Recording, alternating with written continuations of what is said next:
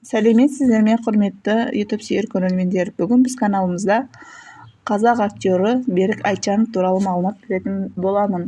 Берік Айтжанов 1979 жылы 11 наурызда Қызылорда облысында дүниеге келген. Ол отбасында дүниеге келген 3 баланың екіншісі.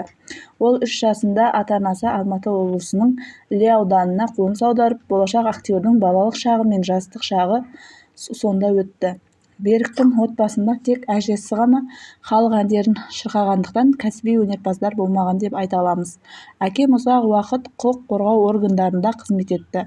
Кейін институтта таңдаған мамандығы бойынша жұмыс істей бастады. Анам өмір бойы балабақшада тәрбиеші болып жұмыс істеді. Соған қарамастан Айтжановтың өнерге барар жолы балалық шағында айқындалды. Туыстарының есіне алғанда, ол кішкентай кезінде ансамбльде солист болған, тіпті теледидарда да көрінген. Мектепте ол жиі сахнаға шықты, бірақ жасөспірім кезінде ол өте ұялшақ болды.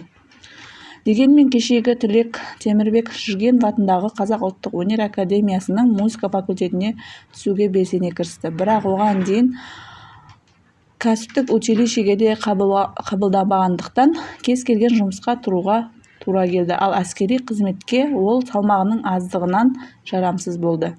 Мәртебелі жағдайға араласты. Соның арқасында әдемі жас жігіт модельдік агенттік байқап қалып, суретке түсуді ұсынды. Көп ұзамай Берікті режиссер Серік Нарымбетов түсірген Лейла дұғасы фильмінің кастингіне шақырды. Әрине кәсіби актер болмағандықтан ол кастингтен өтпеді. Бірақ ол дәл осылай жасағысы келетінін түсінді. Айтжан тағы бір нәрсені арнайы білімсіз табысты актер болу мүмкін емес. Алайда ата-анасы оның таңдауын бірден құптамады. Өйткені ол актер мамандығын таңдамай-ақ қойғанын қалады. Айтжан университетте Мұхтар Әуезов атындағы драма театрының бас режиссері Есмұхан Обаев пен Юлий Карасик түсірген Рубин Прерманның Жабайы ит Динго повесі бойынша Галина Плескихпен бірге ойнаған Талас Өмірзақовтан дәріс алған театр және кино. Айтжан 2004 жылы институт бітірген соң Есмұхан Нүсіпбайұлының шақыруымен Мұхтар Әуезов атындағы драма театрына актер болып орналасады. Оның дебюті Уильям Шекспирдің трагедиясы бойынша қойылған Гамлет спектаклінде Опелияның ағасы Лаэртистің рөлінде өтті. Алайда сахнаға алғаш кәсіби шығуы өнер иесінің көңілінен шыққан жоқ. Беріктің айтуынша, ол кезде оның тәжірибесі жеткіліксіз болған. Білімді болғанымен ол актер ретінде өте шикі. Одан кейін Антон Чеховтың пьесасы бойынша Қарагөз, Сұлу және суретші және Апалы үш апа қойылымдары қойылды. Рөлден рөлге орындаушының шеберлігі бірте-бірте өсті, бірақ оның тер төгіп өзін-өзі сынау мен пысықтауға тура келді. Сахнаға алғашқы қадамдары туралы айта отырып, Айтжанов ұйқысыз түндермен иіліп тағлым ету, тіпті ұят болған сәттерді еске алады. Театрдағы жұмысымен қатар актер фильмдерде ойнады. Оның дебюті Рымбек Әлпиевтің Мұхтар Әуезовтың Жетім повесі бойынша түсірілген Қасқыр сағаты фильмінде өтті. Алайда Исламбек Тәукелдің Махамбет тарихи фильміндегі келесі онсыз да басты рөл ақын Махамбет Өтемісұлы сияқты сәтсіз болып шықты. Актер үшін басты қиындық ұлы әділдік үшін күрескер бейнесі қазақ көрермендеріне жақсы таныс және олардың әрқайсысының осы атақты жазушының кейіпкері туралы өзіндік ойы болды. Сондықтан Айтжановтың интерпретациясы көпшіліктің көңілін қалдырды. Оның өзі сәтсіздіктен кейін бұл кәсіпті тастап кетуді де ойлады. Шынымды айтсам, мен бұл суретке жаңа ештеңе әкелген жоқпын. Бақытымызға орай режиссерлер Айтжановқа деген ықыласын жоғалтпады. 2007 жылы ол Фархат Махмудов, Рамил Сабитов және Егор Бариновпен бірге ойнаған орыстың көп бөлімді Застава драмасында Серем рөлін сомдады.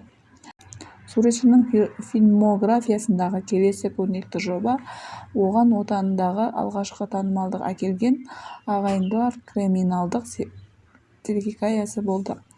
Айтжановтың кинода ойнаған барлық рөлдерінің ішінде көрермендердің ең үлкен қызығушылығын ол Арсен Эрденовтың оққағары ретінде қайта оралған «Ликвидатор» қылмыстық жекпе-жек стилистикасы тудырды.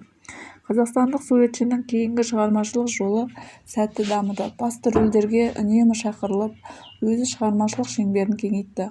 Ол кезде Айтжановтың қоржынында комедия «Тракторшының махаббаты» және мелодрама «Алена Бабенко» мен Евгений Стичкинмен «Қатарлас әлемдер» сияқты жанрлар пайда болды. Қазақстан Республикасының тұңғыш президенті Нұрсұлтан Әбішұлы Назарбаевтың сол сияқты қызықты бейнесін берік Сергей Снежкиннің «Жұлдыздар осылай орналасты» сериялық фильмінде сомдаған. Оның серіктестері атақты ресейлік әріптестері Сергей Гармаш, Алексей Кусков және Дарья Мороз болды.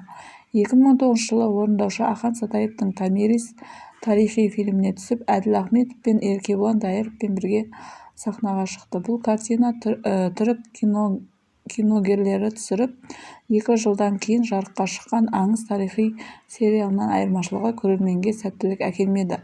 Қазақстандық актерлердің серіктестері арасында Эбру Шахин мен Эдип Тепели де болды. Жеке өмірі. Актер Зайыбы Әйгерім Байбергенова мен театр институтында оқып жүргенде танысқан. Болашақ жұбайлар көпбалас болды. Таңдағанының арқасында Айтжанов жеке өмірін реттеп қана қоймай, театрға жұмысқа тұру үшін қажет қазақ тілін де жетілдіре алды. Қазір ерлі-зайыптылар 2 баланы тәрбиелеп отыр. Актердің бойы 1,82 см.